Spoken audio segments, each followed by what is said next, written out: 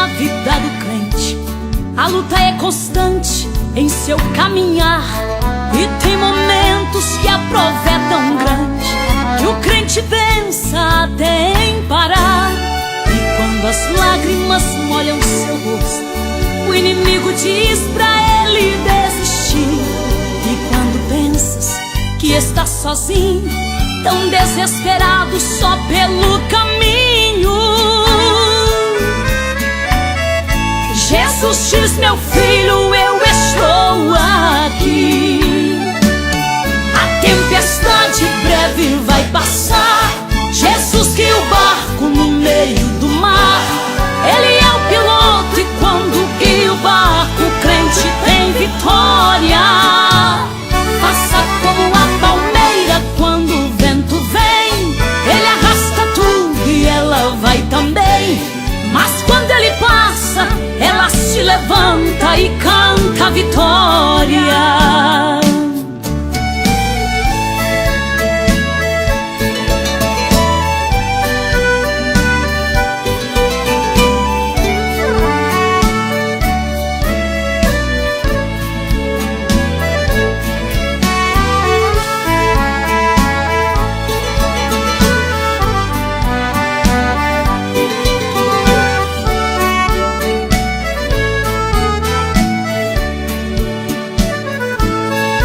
Muitas vezes encontrei na Bíblia falando do crente em comparação, dizendo que ele é como a ovelha. Quando é provada não reclama não. A prova traz sempre a experiência, aumentando assim a fé de um cristão.